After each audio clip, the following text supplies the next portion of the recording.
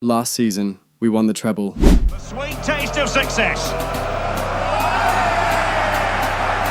And they don't want to let go of that trophy, do they? It was even sweeter that we beat Barcelona to win our first Champions League in years. It's a fierce effort. Oh, in it goes. The opening goal in the UEFA Champions League final. Ended last season on a high. My best ever season in the 8 years as a pro. 78 goals and 23 assists, making 101 goal contributions in 65 games. I was close to Lionel Messi's 103 goal contribution in his best season, but I believe I can still do better and beat that, along with a couple other insane records that he holds. I won the La Liga Player of the Season yet again, and now that we're through with the season, we set our sights on the Euros. England won the last one, and I did really well in the competition. We're an even much better side, and although there's still competition, we still have a good shot at winning it twice in a row. Back at my place, after the small get-together to celebrate, Chloe and Flo were talking. It got me extremely worried, because what on earth could they even be talking about? I went to sit in the living room. Most of our friends had already left, and Corey and my mum had already gone upstairs. Flo came in first. I asked for Chloe, and she said she was still outside, waiting for me. I asked what they were talking about. She just smiled, a bit of a sad smile, and told me to just go talk to Chloe. Before I left, she hugged me, a rather long one. She apologised again for causing me to lose Chloe, proceeding to cry in the moment. She wiped her tears and said she loved me, made it clear that it wasn't in that way though, and suggested that our relationship should be strictly professional. I asked if that's what Chloe wanted us to do, and she said that it wasn't Chloe's idea. She just didn't want to be the reason I lose someone like Chloe, and she understood everything from her point of view. She smiled at me and left. I watched her leave, then went out to meet Chloe. I sat down and we were silent for a moment. Eventually, we started talking. Flo was really the one that suggested keeping things between us strictly professional. And if that's what she wanted to do to try to get Chloe and I together, then I'll respect it. I asked why the conversation was so long then, if that's all that happened. Chloe told me they got to know each other, and she does kind of like Flo. That was rather odd, but then again it's Chloe, and she's extremely kind and understanding, so something like this was possible. We didn't get back together though. She said she still needed time to process things. She still kind of stood on what she said earlier this year, but then anything could happen. That was hope for me, something I could cling on to. Fingers crossed it turns out well.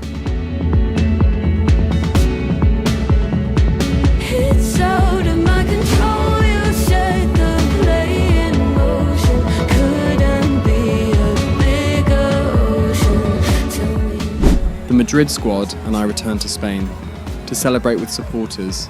It was a season well done. It wasn't completely flawless, but we fought hard and fought well, and we deserved all of the trophies. A couple days later, I was back in London. The Euros were being held here in the UK. Glad that it's close to home. Ukraine, Poland and Portugal were the 3 countries in our group. It's definitely not the easiest group, but I believe we can do what it takes to get past the group stage. Well, this is the kind of match every football fan looks forward to. A lot on the line and the likelihood of a tension-packed occasion. We're at Wembley Stadium. I'm your match commentator, Derek Ray, and my partner, ready to bring you all the analysis and technical talk, is Stuart Robson. And the contest begins. Well, I have to say, he's devastated in the air. He attacks it with determination and has great technique. He will be a threat today. Not quite accurate enough, but it was a close thing. Standing off them here. Are they being too passive? Opportunity it is. And into the back of the net. Well, they've paid the price for their negligence. Promising move this from England. Surely.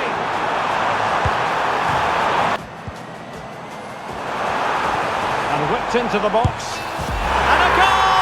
They've increased their lead, and they don't want to be throwing it away from here. And playing it through. A goal! Just what they needed. Still plenty of life in this match. Well, the counter chance looks very real. Oh, bruising past him. In position. And he scored not once but twice. They simply cannot stop him, and no wonder he's enjoying himself. I got subbed off late in the match for Ollie Watkins, 2 goals in the first match, and I was now the all-time top scorer in the Euros, with 16 goals to my name, and just after 2 tournaments. Saka missed a really good chance to go 3 goals up, but our performance was good enough to get us the win. 3-1 was the final result. What more could we ask for? Our next obstacle was Portugal, what was going to be the toughest match in the group. Mental fortitude and technical excellence. Both qualities will be pivotal as this important occasion unfolds. We cannot wait to find out who will prevail. Excitement in the air. And a warm welcome on what is an ideal night for football, you've got to say. I'm Derek Ray, and my commentary partner, as always, is Stuart Robson. And what we've got coming up for you is group stage action from the Cup. It's Portugal against England.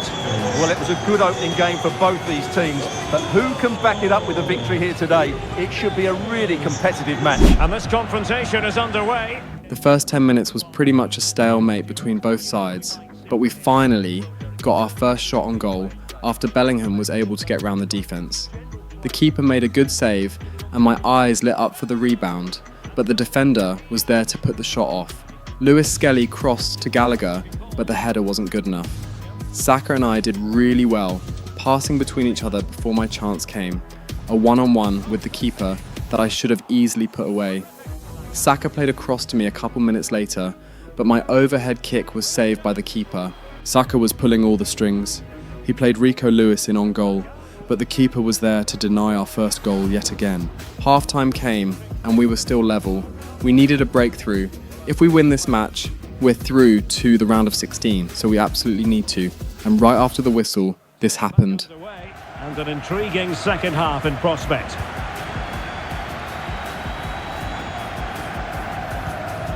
Jude Bellingham. Opportunity here. A goal on the back of sustained pressure. Now they deservedly hold the advantage. Oh, breezing past him.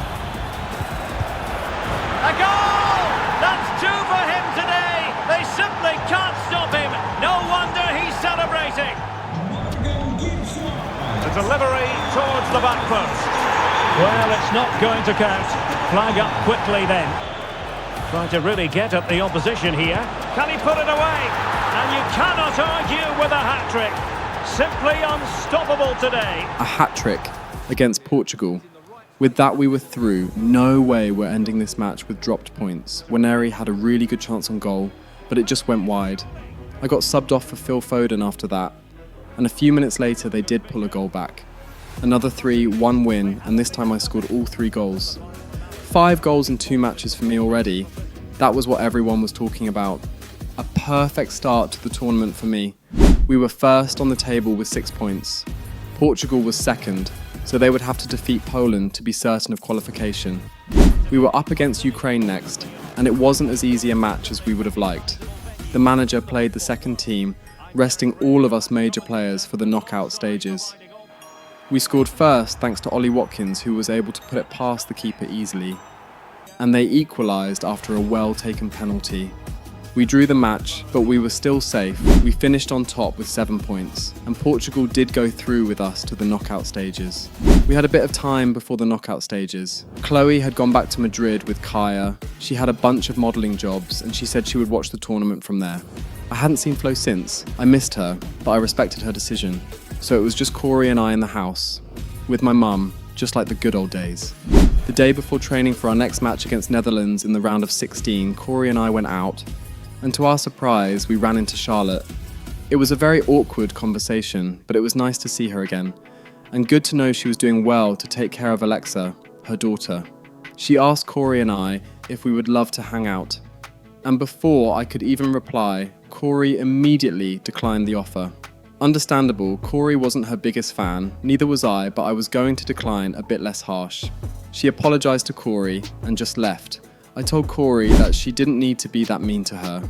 I told Corey about Charlotte's apology, but she said she wasn't buying it. I don't know, she just gives me really weird vibes, and I'd rather not have her coming back into our lives. She's done enough. I can understand where you're coming from, Corey, but looking at her, I couldn't help but feel bad for her. Her apology was really convincing, so maybe she has changed. I'm really hoping you're not planning on doing what I think you're planning on doing. Nah, come on. I'm not out here trying to ruin what I'm slowly building with Chloe. I hope so. We talked a bit more about everything and eventually left for home. Cameras trained on one man. Defenders can't seem to get near him. Will it be more of the same today? The action is next on EA TV.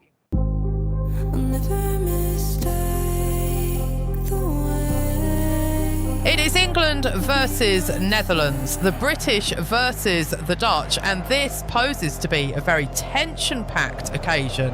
This young man, Kai Lehmann, who has already cleared Ronaldo's record of top scorer at the Euros of all time, will be hunting down the back of the net with way more vigour. There's higher stakes here at the knockout stages, and he is no stranger to the tension and pressure on the biggest of stages. He, for sure, would be fun to watch. It was another tough first half. Waneri got the first chance of the match, but his shot was pushed wide by the keeper. Fikayo Tomori got a yellow card after a poorly timed tackle against Malin. Taking on for the team, they had a really good chance right before the break, but Trafford did well to keep us level, and we went into half-time with the score level. And just like the Portugal match, we came alive in the second half. Saka got the goal this time around after a good assist from Bellingham. And a goal to give them the lead. They have their reward. Next I had a chance, a good one, but I just dragged it wide and wasn't able to improve on our lead. In the 86th minute, I had a really good chance with my right foot, and it was just wide. They equalised in the last minute after an unlucky, unfortunate moment for Trafford that sent us through to extra time. Nothing much happened in extra time. Foden had a shot on goal that was saved by the keeper. Trafford saved a shot from Gakpo, but in the second half, Robbie won a header over Alexander-Arnold, and it put them in front. But Bukayo Saka and I weren't having that. Giving it their all in search of an equaliser. This could level it, and all square now. And you have to ask the question: is there time for either side to win it? We got the equaliser. Robbie had a chance that made me, and I'm sure, every person supporting England to hold their breath. But Trafford came out on top. The match went to penalties. Everyone that stepped up put theirs in the back of the net, and then it was my turn. Trafford had to save this to keep us in. Comes down to this. In, and they win.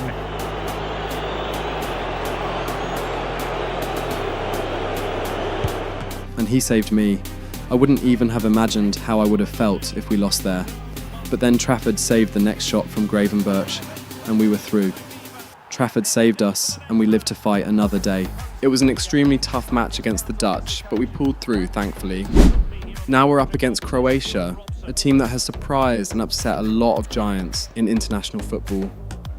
We will have to work extremely hard to get the better of them in this match.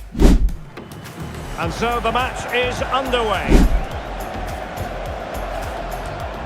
England moving the ball forward. What can they do from here? Opportunity to go ahead. And gobbled up with ease by the keeper. It's been a really good period for him. Well, he didn't miss by all that much. Wide in the end. And Bellingham. Are they going to forge ahead? Brilliantly blocked. Saka. No chance perhaps. And that, a piece of goalkeeping you're going to see again and again and again. Well, they've got things going again here, and I wonder what kind of second half we have in store for us. And a chance for them to nudge in front. And a goal to open the scoring. No wonder they're celebrating. Well, the pass not finding its target. Bellingham. Now the counter-attack looks on. Might be a chance here. And there it is! 2 goals in a matter of minutes. Incredible stuff. What was the chance they could get caught out on the break here? And will it be Alexander-Arnold? Oh, good work by the keeper. And turned onto the woodwork. And Bellingham. Excellent vision.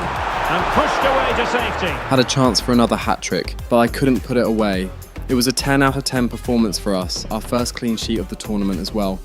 We absolutely dominated Croatia in the match. The semi-finals was against a really good team, France. We have met them in the finals twice since I started playing pro, and we have won both. They are an even better team on paper now though, but so are we. Saka was injured a bit in the last match, so he didn't start on the right, and I'm the one that filled that space. I had a run around the wing for our first main attack, but I wasn't able to get my first of the match. Akliuche had a chance on goal, but Trafford was there, so saved the shot, and a couple minutes later, Barcola put one wide, a mirror of mine at the other end. They had another chance, from point-blank range, completely outdid our defence, but Trafford came in clutch. But it was coming, and they eventually opened the scoring in the match, thanks to the rebound from City's #1 winger. I tried forcing my way through the defence at some point, but to no avail. Half-time came and we were trailing. We have done well, but not nearly enough. We had to overcome France yet again.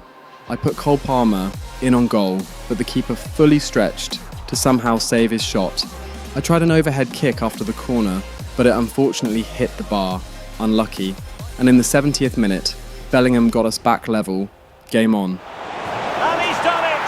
Parity again! A magnificent game unfolding. We weren't done. Around the closing stages of the match, this happened. All even, but will it stay that way? The delivery, and a goal! And I'll tell you what, at this late stage, it might truly be final in more ways than one. 2-1, there was still time for an equaliser from them, so we had to defend like our lives depended on it. Theo Hernandez got across to Mbappe and Trafford absolutely outdid himself with that save. Unreal. They had another chance after the corner, but it was wide. The match ended after Mbappe's free kick hit the wall, and we were through to the finals of the Euros for the third time in a row. First time was in 2024 against Spain, which we lost. I was still in the Arsenal academy then. We won the second one against France in 2028.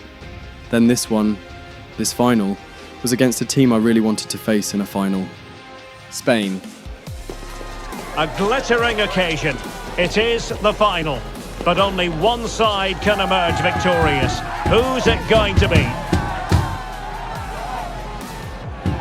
Will it happen live on EA TV? Well, no doubt about it, the nerves have been jangling in the last few days, but very soon the wait will be over. I'm Derek Ray, joined by Stuart Robson in the commentary box, and we're just seconds away from kickoff in what promises to be a thrilling finale. England versus Spain, tense rivals going head-to-head in the battle for Champions of Europe. England are current holders, and Lamine Yamal said in an earlier press conference that he wouldn't have preferred it any other way.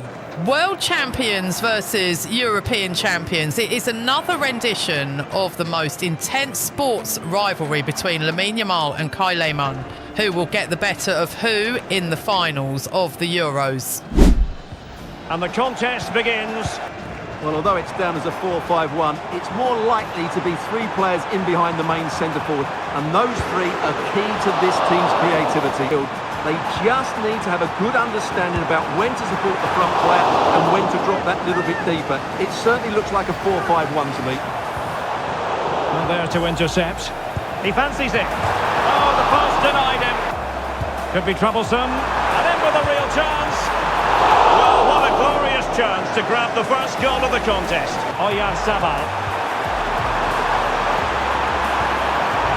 Oyarzabal! The opening goal in the final. And how important could that be as a direction pointer? First half ended and we were unfortunately on the back foot, but we have turned it around many times, especially in this tournament. What's one more time to win it? So back underway, and an intriguing second half in prospect. Promising possession this. Big chance! And a strong club on the ball. Effective piece of pressing. Good idea.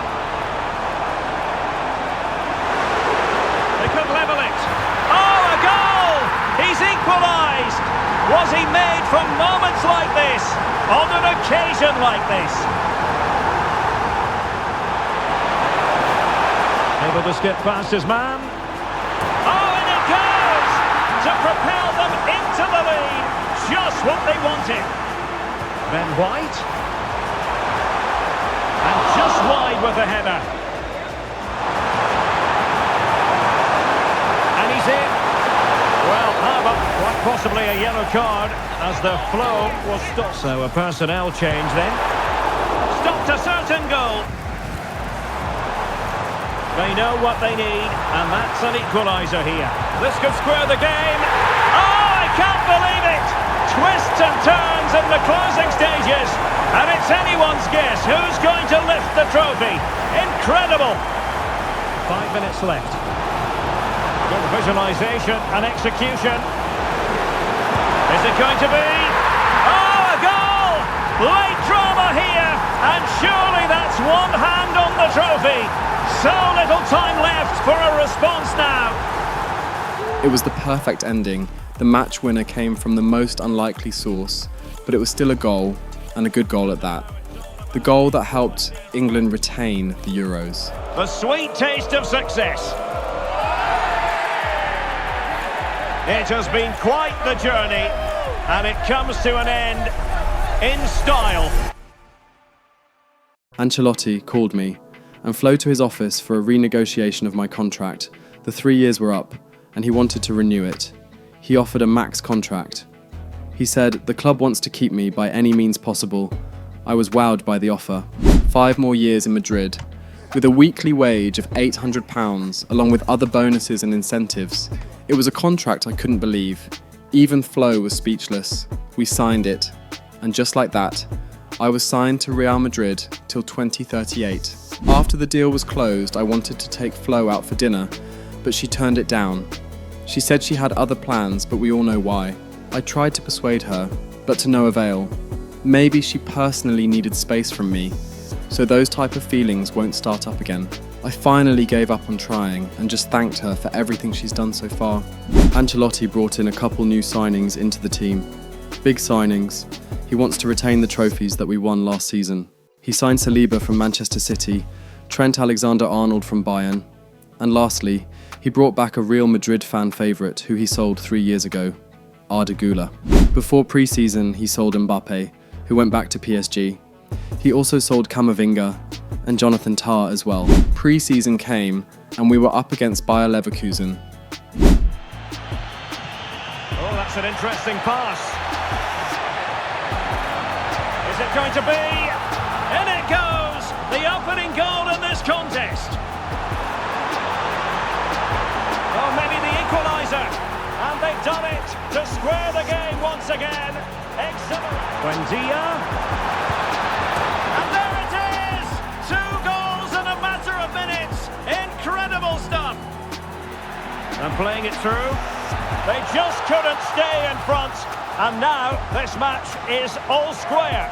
Well, after pressing like that, maybe the short route to goal. Is it going to be? And it's in! They're back in front! Stunning scenes here!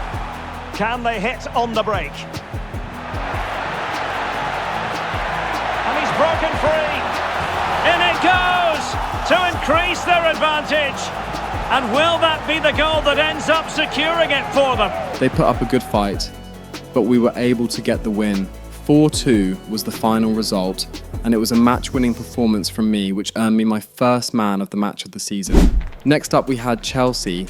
They haven't exactly proved themselves in Europe in the past couple years, but they're still a relatively good side. Could be dangerous, and he's made the run, and a goal! That will do it! They've been pushing for it, and now they've been rewarded. Good vision, can he get onto this? And there it is, a chance. And it's in! Real Madrid firmly in charge here. I didn't score, but we won the match 2-0 courtesy of Ronaldo Jr. and Ethan Nwaneri. The last match of pre-season was up against Napoli, one of the better sides in Italy. Opportunity here, and it's in! 1-0, they breached the defence. Might be able to set up the chance. Must score! And a goal it is for Real Madrid. They are on a victory course. He's got to score. A goal!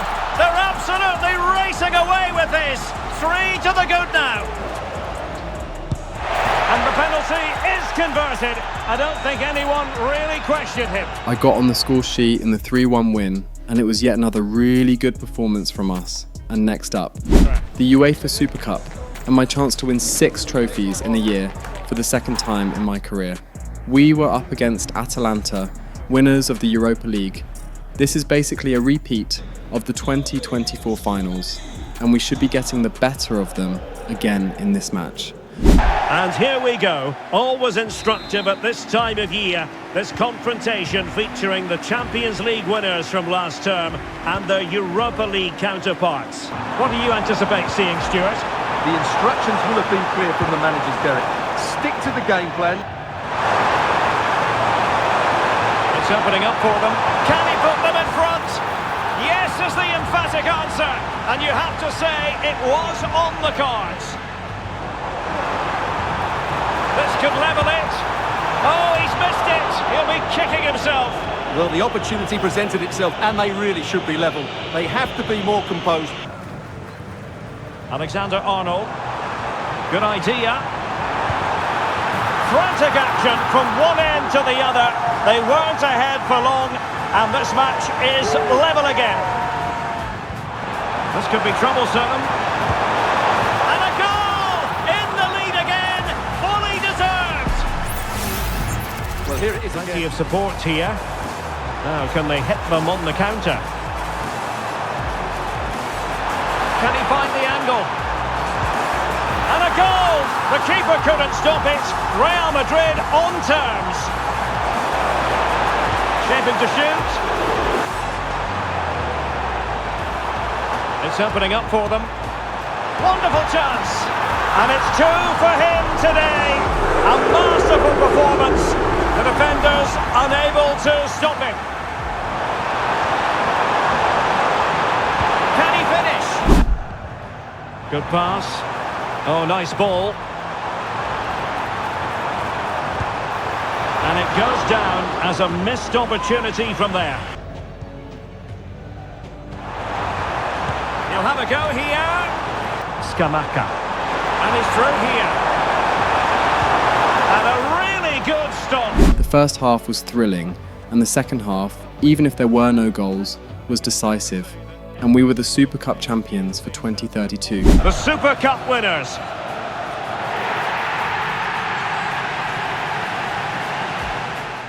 The first match of the season came, and it was against Mallorca. I had a chance early on, but it was saved by the keeper, and Waneri's rebound was blocked as well. I tried a shot from range, but to no avail. In the 31st minute, Ronaldo was able to put it away for our first of the match. They had a chance late in the first half, but hit it wide. And at the start of the first half, I was able to open my account for the season. There it is, 2 to the good now, and that gives them a buffer. Then towards the end, I assisted João Neves to settle the match once and for all. Oh, genuine chance, and a goal to settle the issue once and for all. The match ended 3-0. It was important that we got off to a decent start. We just have to keep this form throughout the season this time around. I had an interview after the match. Majority of the questions were about possibly beating Messi's record.